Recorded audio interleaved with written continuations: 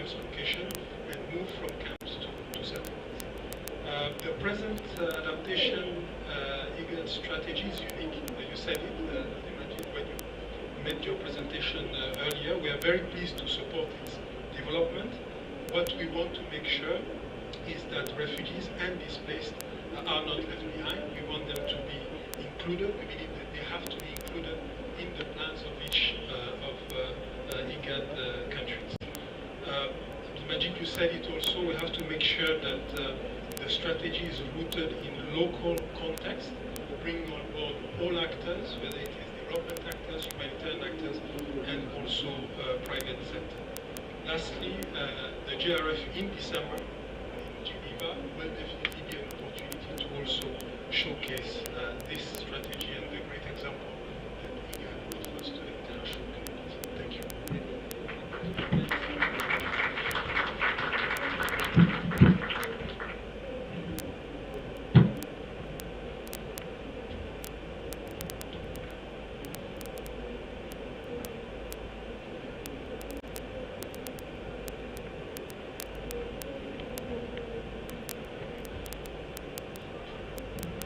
Welcome, D.J. Ahmed, Director General, Minister of Environment and Climate Change, Somalia.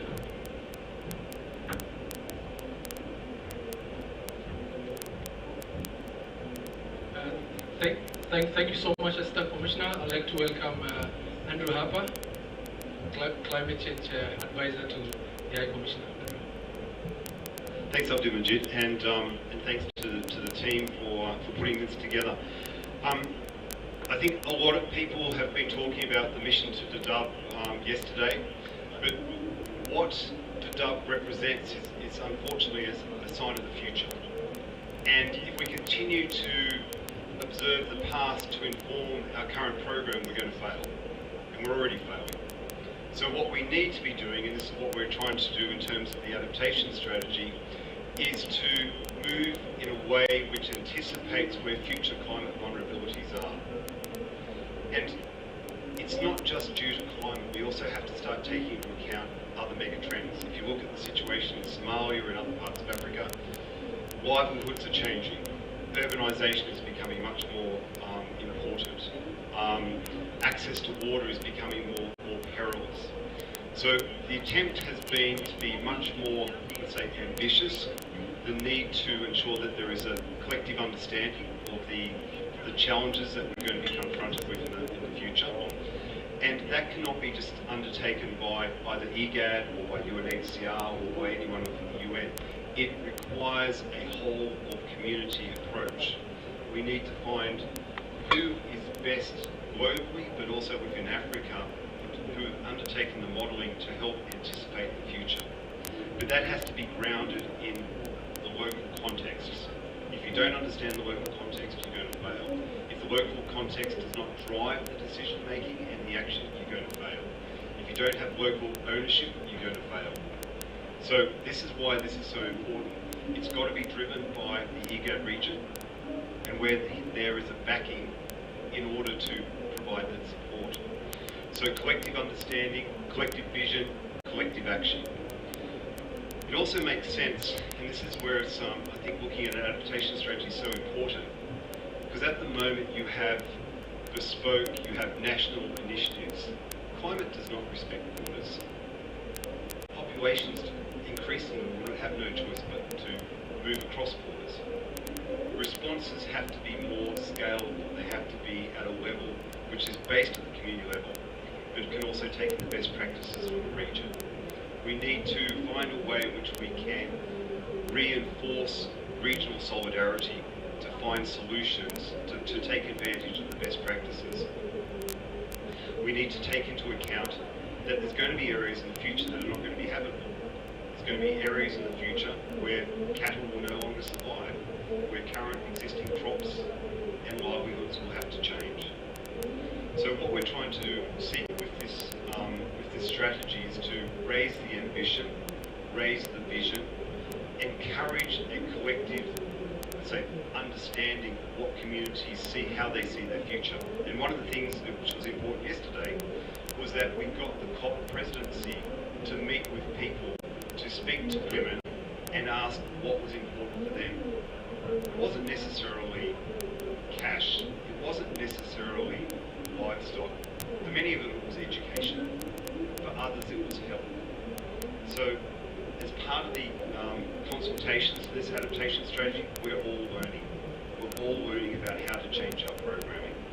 So collective understanding, collective vision, but it's got to be combined with projects that can be implemented. And even this morning when we had a discussion with the COP presidency, he was saying, look, we need to make sure funding can be accessible, affordable and available to these communities. And to me that's what's probably required. That's going to be the make or break for this strategy. And the strategy is only as good as it is if it's implemented. So thank you very much.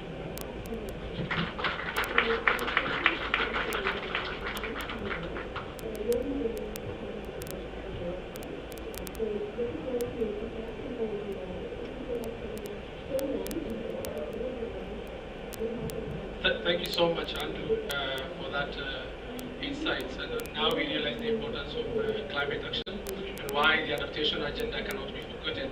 And I like to repeat your sentiment: collective understanding, collective vision, and the need for resources.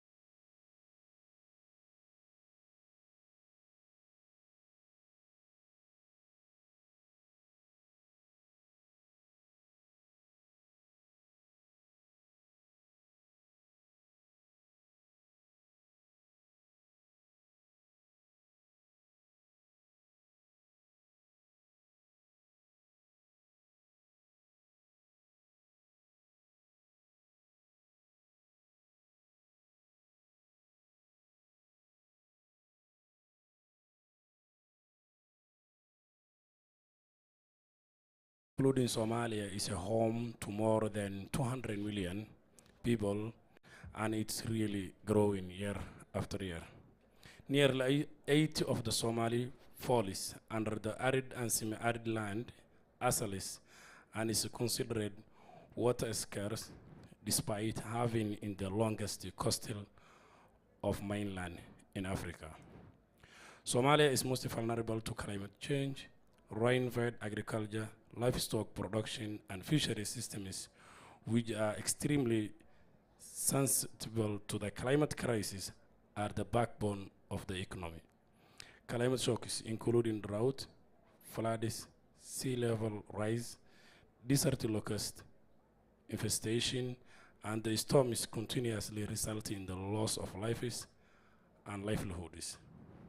Most notably, in the early next 6 failed rainfall seasons from 2020 and 2023 that have devastated millions of populations. Although Somalia is not responsible for the historical and current emissions, it remains committed to the global and the goal for climate action in line with UNFCCC and TIS Paris Agreement.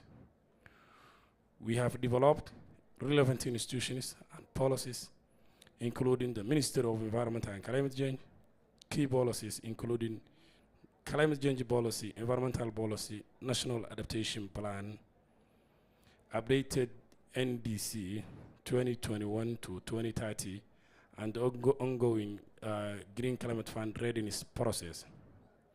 The IGAD Climate Adaptation Strategy 2023-2030 timely complements our national adaptation priorities, and it's aligned with the global goal on adaptation and Paris Agreement. The Region Adaptation Strategy 2023 to 2030 springing to the fold emerging issues such as impending climate security and resilience, which is critical for our country so that adaptation interventions and investment are not only climate proven but also consider the security context. Other emerging issues of the interest are of loss and damage, which we are keen on it. We know there is an ongoing loss and damage assessment by IGAD CAEP in partnership with the federal government of Somalia and FAO. We are looking forward to finalize the report.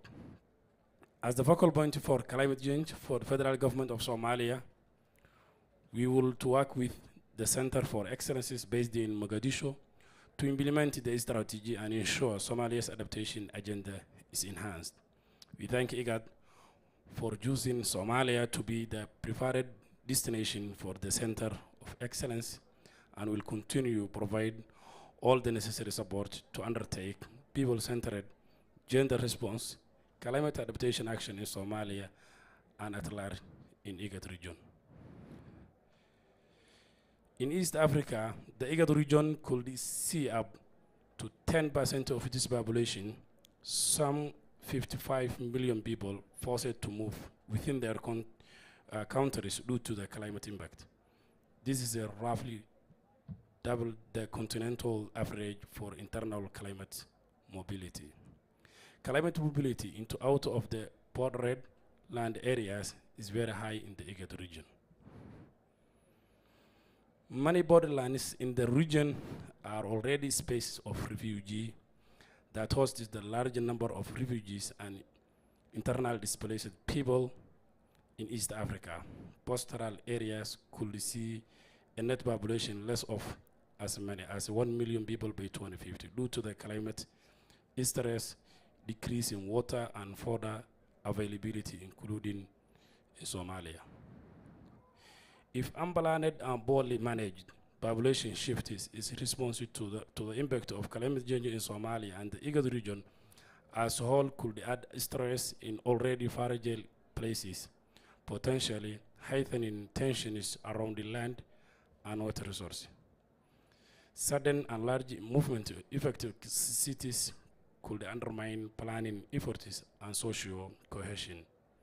And yet, a worse outcome could unfold if people become stranded in hazardous conditions due to the poverty and age, disability, or legal barriers that prevented them from the moving out of harm away.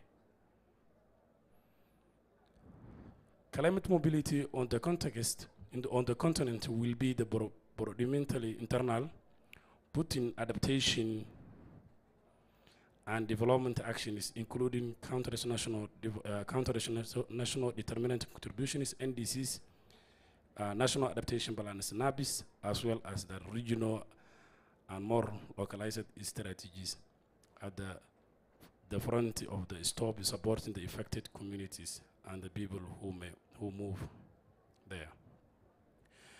Recognizing that Somalia will be one of the countries that most affected by climate mobility, the government of Somalia has committed to partner with Global Center for Climate Mobility as a Somalia Climate Mobility Deep Drive.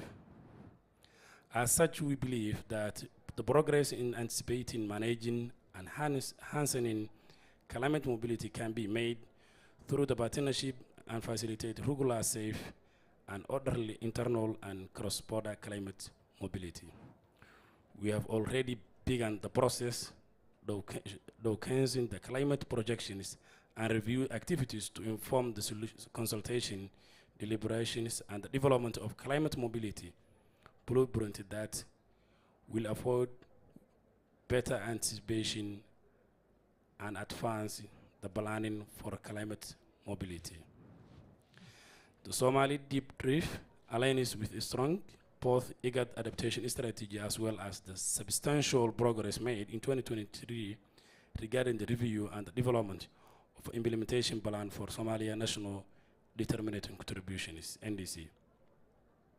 At this moment that I'm talking to you, the ministries of Africa are just sitting very close place to us now, and they are going to sign Kampala Declaration on Migration, Environment, and Climate Change. I think it is historical. We thank you all for your partnership in planning for the people positive adaptation in our country. I thank you for the listening.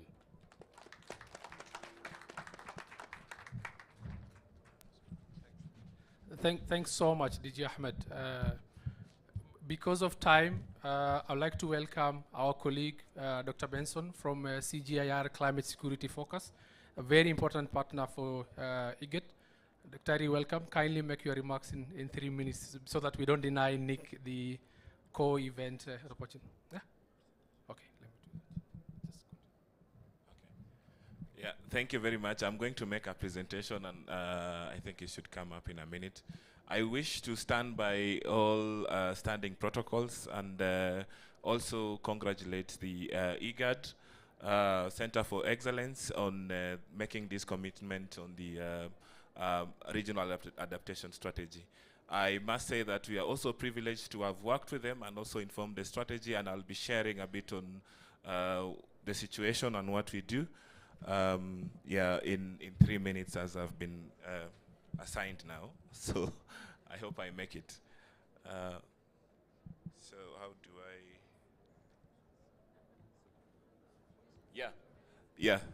I? Thank you very much. So as I've mentioned, I've been introduced. I'm from the CGIAR. Sometimes it's a bit complicated to explain who we are. And so we are consisting of around 11 centers. I come from the Alliance of Biodiversity and CIAT.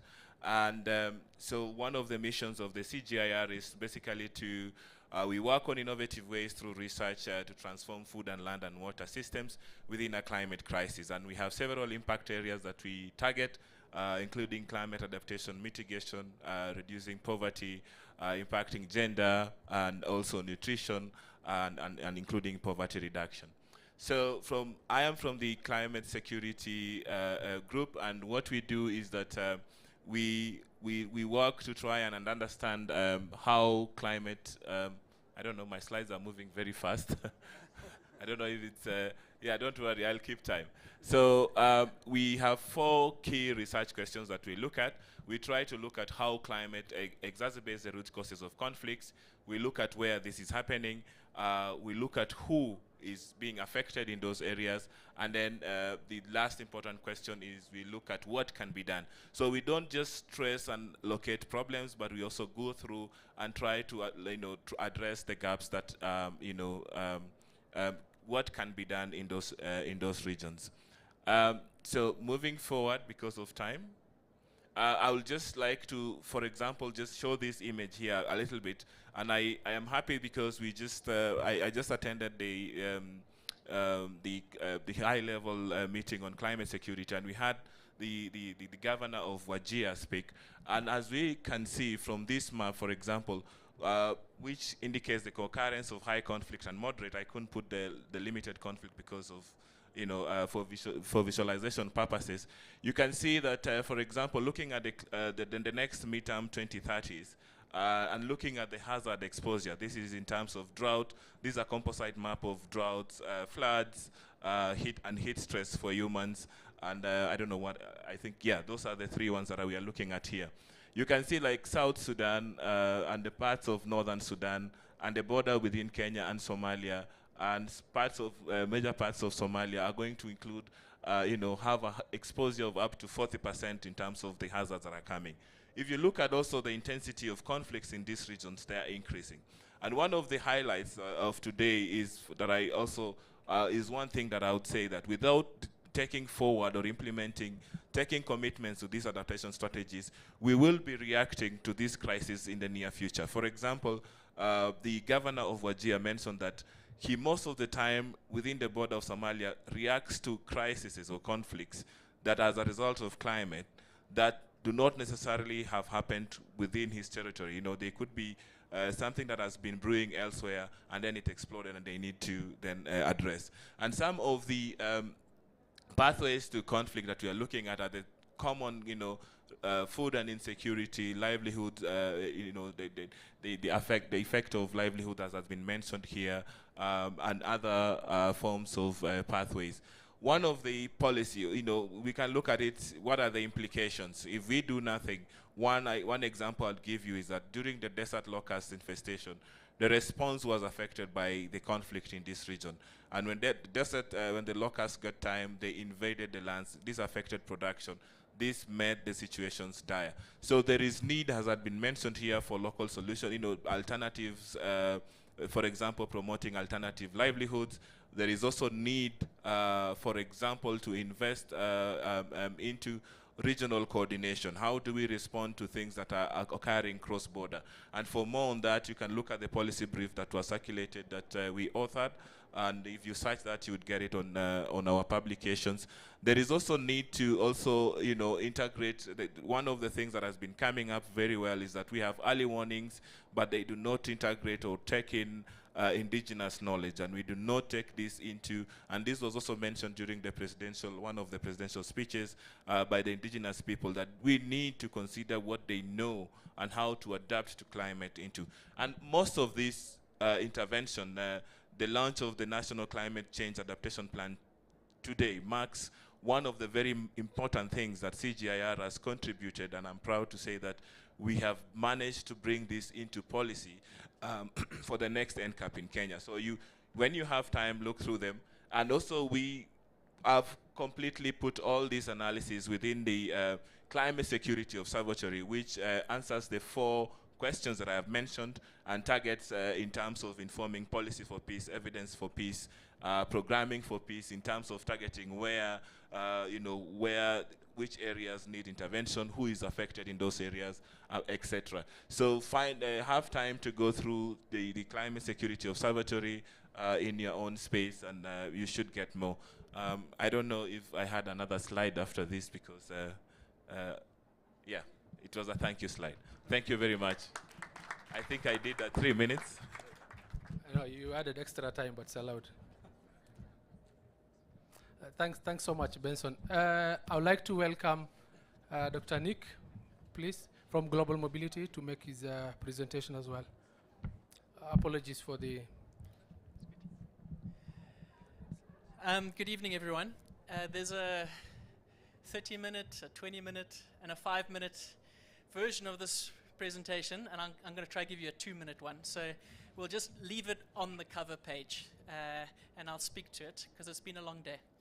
But I'd just like to say, from the Global Center for Climate Mobility, where I've been leading the Africa Climate Mobility Initiative, we've really enjoyed working with IGAD over the last few months, contributing the climate mobility dimension to the adaptation strategy, as well as with the government of Somalia in their progress to update their NDC, particularly as it relates to the movement of human populations in response to the impacts of climate change. Over the next 2 years, we are going to continue working in the region.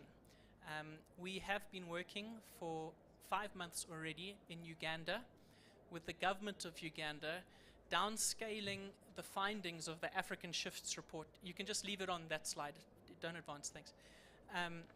To inform adaptation planning that's going to take advanced warning of where human populations might move away from or move towards, because of those areas being relatively more attractive than areas that have received successive climate shocks.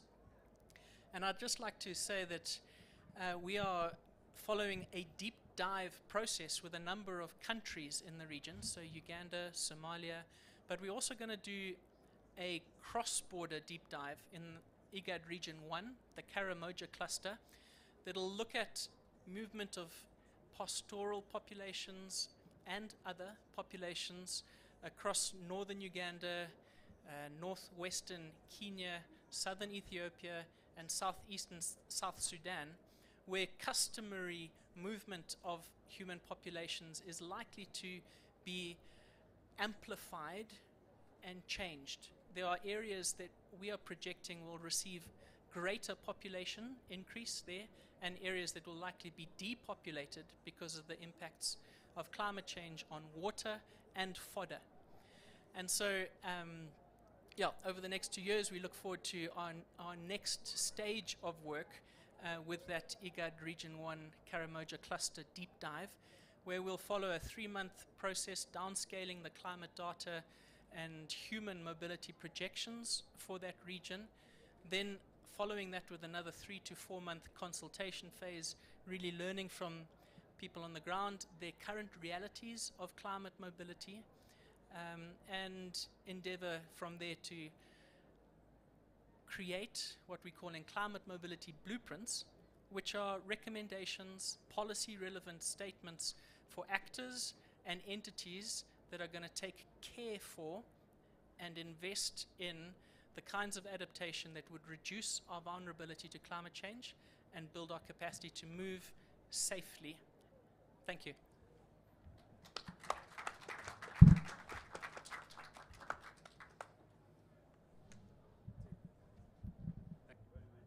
Dr. Nick, seems that we are on time. I think we finished on time. So I'd like to take this opportunity to welcome our Chief of Staff, Brother Mubarak, who is the one coordinating our activities here at the summit, to give the closing remarks. Thank you. Okay, you can next from here. Thank you, Ambassador Gamal, our distinguished panelists, guests, ladies and gentlemen. I'm honored just to give you a few closing remarks on behalf of His Excellency Dr. Warke Negebeyu, the Executive Secretary of the Intergovernmental Authority on Development. This is an important function of IGAD in terms of climate adaptation, and it's part of our overall infrastructure in terms of building climate resilience, addressing issues of climate security, and so on and so forth. The time we have is not sufficient for us to engage in a deeper dialogue on this subject, but I'm very sure that over the next couple of days, we'll continue the conversation. The Climate Mobility Center, I know we have a meeting in New York on the margins of UNGA. I think it will be 21st of this month, so we can continue this conversation. But for me, in order not to cause another conflict by overstaying our welcome to this meeting, just allow me to once again thank you for your patience, thank our fantastic panelists for sharing their knowledge and experience, the maps, the graphics. I think it's been fantastic. And also for highlighting the importance of the climate change adaptation strategy of IGAD. And we call upon our friends and partners to continue working with IGAD so that we can make a difference in the lives of the people of this region. Thank you very much, and have a good evening. Thank you very much. Thank you so much. Kindly, one last request. We would like to request a group photo, if you don't mind, before you leave, please.